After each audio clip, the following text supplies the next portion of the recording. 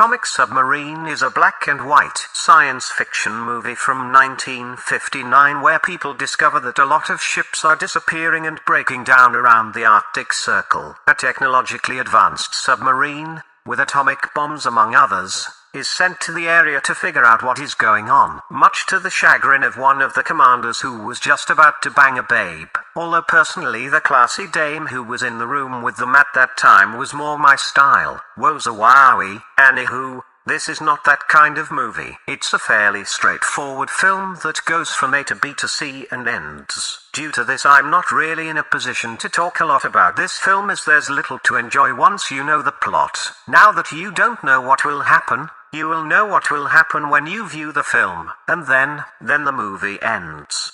It's not a bad film, it's just very cookie cutter indeed. Check that.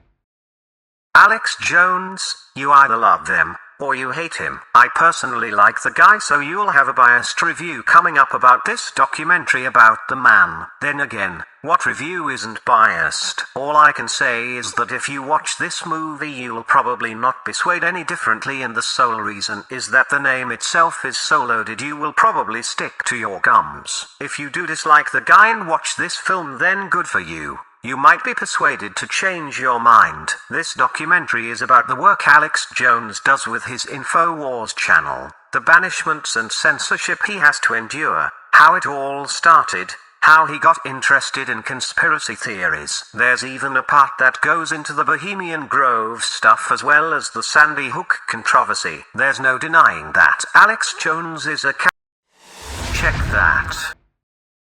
Battleship Potemkin is a famous 1925 historical movie about one of the biggest Russian warships in history, the Potemkin. The crew of the Potemkin are a hardy bunch. They are there for their country, for the war effort, but they want respect too. And when they keep getting spoiled meat and rancid food on their plates, things are getting a little bit less leisurely. Mutiny, I say. Mutiny. Hoist the proverbial sails and fight, comrades, for dignity, for freedom, for a good meal. Good meals are important, especially at sea. Anyways, they revolt and take over the Potemkin, unleashing a whirlwind of support across the Russian nation. Unfortunately for them, this is communist Russia and they don't take kindly to traitors opposing them. And so the Potemkin faces the might of Russia. Sergei Eisenstein's black and white classic is one of the staples of world cinema, considered a technical masterpiece and a staple of Russian cinema with montage editing techniques that remain influential to this day. It's also one of the best propaganda films ever, though I don't really see how a film where you're on the side of the revolution can be state propaganda. Visually stunning, it will keep you invested for the course of the movie, and though the style is different from Western film, it will have you rooting for those poor chaps who only wanted a piece of meat without maggots. Check that. King Richard and the Crusaders is a movie about a sexually repressed midget who ventures out with his pack of sled dogs in search for a magical fertility statue. Haha, just kidding, it's about King Richard, the famous Crusader king in the year 1189 who led a lot of successful crusades, and, you guessed it, his crusaders, the pious men and, oh number, no women, who ventured to the Holy Land to claim the holy city and its lands in the name of God. Deus Vult. We follow King Richard during this holy crusade while his brother is wreaking havoc on the population at home. Robin Hood, anyone?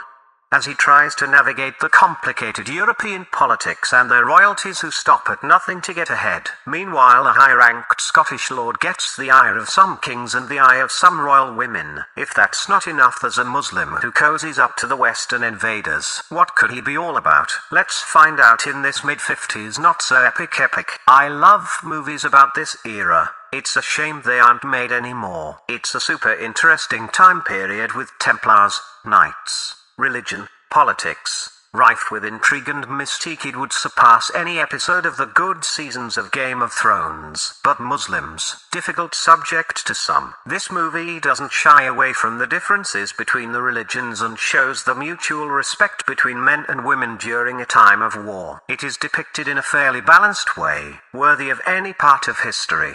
knowing well that there's nuance in what happened and that the victor writes the history. King Richard and the Crusaders isn't the best movie in this genre, but it's enjoyable enough to give it a try. Yes, it has the tropes of the decade, but that's fine with me.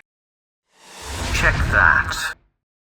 Paths of Glory is a mid-50s black and white war movie by the legendary Stanley Kubrick. It features Kirk Douglas as a French colonel in the French army during World War I. We follow him in and out of the trenches where he leads his men into battle while being played by those high-ranking officers who prefer to sit in their palaces eating and having feasts while talking about tactics, bravery and the honor of men. Men dying gruesomely in their games while they merely see pawns on a piece of cloth. When one of those generals gives the order to capture an impenetrable German post for his own status, the ball gets rolling. Certain people say Saving Private Ryan is the best war movie out there, though I disagree. With this, I'm not saying that Paths of Glory is the best war movie either. It's one of the good ones, but out of the many war movies out there, it's hard to pick the number one. This isn't it due to the fact a lot is more about the political shenanigans within the military than about the war itself. There's a couple of very impressive trench warfare scenes, especially for this era. But that isn't the whole movie. It's more against the hubris of those who lead the anti-war. Same thing perhaps, but a very different feeling movie because of this. A very Kubrick thing to do is to say it's not against the gun, it's against the idiots who use or abuse the gun. Oh, and the movie looks amazing in a very stark and contrasted black and white. A must-watch. Smash that. Sodom and Gomorrah. The fabled two cities from yore that were a den of iniquity and sin and were dealt with swiftly by the grace and power of the Almighty God. And this movie, also known as The Last Days of Sodom and Gomorrah, is a 1962 film about that event and what led to it. We follow Lot, his wife and his Hebrew people following him through the desert in search of the promised land. People are tired, hungry and tired of the endless sun bashing on their skin, and so they stumble upon Sodom, a twin city that has prospered due to the large amounts of salt in the proximity, mined by slaves. The city is decadent and strikes a deal with Lot, who does not wish to become part of this impure place. And so the story brings us to the inevitable end of the city. How it happens is written in the books, but it is nice to see it happen, up to and beyond the point of the pillars of salt. This film is very much an epic in the style of the decade. Similar to movies such as The Ten Commandments and Ben-Hur, it almost feels part of the same world. In an era before franchises seeing them now, you could very easily say that these movies are part of the same thing. And of course they are, being biblical stories after all. Sodom and Gomorrah is a classic, even though critics at the time lambasted it for being a feeble attempt to copy the Ten Commandments. I guess times don't change, except for the fact they didn't call people racist or sexist for not liking a movie back then. If you like this kind of movie and don't mind the 60s epic style, then this is certainly something for you. Check that. The Terminal List is a 2022 Amazon Studios series with none other than Chris Pratt. He plays a Navy SEAL who is sent out on a mission to eliminate some kind of terrorist cell. The operation goes wrong and all of his men die. Unfortunately for him, he feels that there is something wrong about the whole thing and he asks questions that shouldn't be asked. Survivor's guilt, brain damage, paranoia. Together we will find out in the first couple of episodes of this 10-episode series. There's combat, there's flashbacks, there's revenge, intrigue and a whole lot of hoorah soldiering. You know what there isn't? Woke crap. This is a manly man's series about a highly devoted family man, Christian, soldier and patriot. Honor, duty and kicking a whole lot of fucking ass. I love it. My main problem with the show, however, isn't that we're being played constantly over whether or not our main character is losing it or not. It's that it all takes a little too long to get somewhere. Don't get me wrong, you don't solve a possible conspiracy in a couple of minutes, but it's going from one place to the other, and another, and then another, and finally the last one. Or is it? It's a little too, what's the right way of putting this? Bullet pointy. Sure, he has a list and you do your list from top to bottom, but it's too many steps for my book. It's like a fetch quest from point A to B to C and so on. Don't get me wrong, I was pretty much hooked, but by episode 7 it started to get a little boring. A similar series released last year called Reacher, about Jack Reacher, an even more badass dude, didn't have this problem. And even though I like Chris Pratt, at times he didn't feel quite real enough. Don't ask me why though. Maybe it's because I have seen him in many other films with a much lighter note. Regardless, the terminal list is good non-woke entertainment. No one is lecturing you about pronouns. No one has an ulterior motive to shove some kind of agenda down your throat. Good men fighting bad men and women. That's all. Simple, straightforward, entertaining, the way it used to be. Check that. Troma's War is an atypical Troma movie that, in retrospect, looks a lot like Lost or the comedy series Wrecked. A bunch of people crash near a remote Caribbean island and quickly discover that they have to survive this place. Like most remote islands, however, this piece of dirt is also the base of a militia of communist terrorists who vow to infiltrate the United States of America and bring it to its knees. Sad for them though, that these wide range of typical Americans, from housewives to businessmen, have a knack for war. Americans, am I right? Their genetics are war, violence and guns. Guns, guns, guns. What happens next is a black comedy action film with a lot of shooting, zany fighting, some boobies, mayhem, and romance, and a whole lot of satire. Being a spoof on war and action movies and an answer to Rambo and others of its ilk, this is quite the enjoyable film. It doesn't go balls to the wall like, for example, Hot Shots, but it's close. Troma's War is up with my most favorite Troma movies, and that's all you really need to know. Go watch it, America. Fuck yeah. Woohoo. Yeah, motherfuckers, yeah,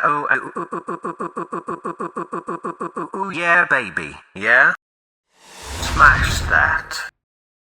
The War of the Worlds is the first film adaptation of the 1889 War of the Worlds novel by H.G. Wells. The Victorian era is changed to modern day, at least modern for the 50s, and the United Kingdom is changed to California. The plot: an alien race emerging from Mars invades Earth. The Earthlings see them arrive, check it out, attempt contact, are attacked and find themselves defenseless against them. And so we see how our characters do their thing in the film. How will it end? WHO knows. This is only a story that is 133 years old, so we can't have any spoilers, can we? Regardless though, The War of the Worlds is a very nice retelling of the story by H.G. Wells. It does its thing without making any references, except for the special mention to the UK at one point, I guess. Any member berries or other nonsense that doesn't belong in the film and that have polluted the story in almost all retellings since then. I vaguely remember seeing this on screen as a kid, and the sound of the alien destruction still haunts me.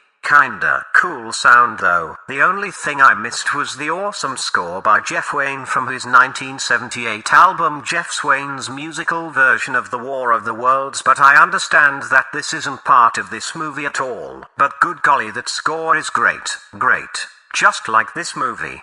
Even though it doesn't do anything new at this point in time, it's a classic and it will remain as such. Smash that. Watergate Bridge, also known as Battle at Lake Changjin 2, is the sequel to the previously reviewed Lake Changjin movie. We continue from where we left off and continue to follow the heroic deeds of the Communist Party's soldiers of the brave Chinese nation fighting against the dreadful and evil American imperialists during the Korean War. Battle at is another war movie that is over 2 hours long. That is 2 hours of almost non-stop action. And after an hour or so, it's almost enough action to last you the next week. Like like the previous movie, this is one hell of a propaganda trip, but not worse than any of the American action movies we have seen in the past 2 decades. Unfortunately, it's still plagued with some subpar CGI, and on top of that we get some mind-bending physics in this iteration of the film. Stuff that's a wee bit more in the realm of fantasy than reality. I'm on board with jumping out of a building that explodes in the background and coming off unscathed. That's a film. Where I get a little bit iffy is when we see characters fall from places and are able to do things that are beyond the scope of reality. Like Legolas twirling his pansy ass up the mammoth's back hanging from a string that pretty much does its bidding. And in this movie, there's plenty of that. Also copious amounts of bullet time and slow motion besides the previously overused overly patriotic sacrifices these people make. Again, people make sacrifices in war, heroic ones, but where Western movies often portray the selfish side of humanity as well, this movie, and its predecessor, doesn't. They're all in it together, for the fatherland, for their ideology, for each other. A can of frozen beans is given to the weakest first and then dealt out over the 100 other men. Americans are portrayed stereotypical with a heavy American accent, using phrases that are so American I doubt they're common in the US. It all makes this look a little bit fake, and it would work, were it not 2022. See, action movies like this worked in the 80s because in general, America or any country beyond your scope was pretty unknown for the most part. We didn't have the internet, we got our media from news and film. There were misconceptions, cliches, and things that were blatantly wrong. A romanticized version. And this Watergate Bridge is exactly that, romanticized Chinese propaganda. And it's fun, for the most part, but way too long. They sure like their exposition, and I could go for a little bit less. Check that.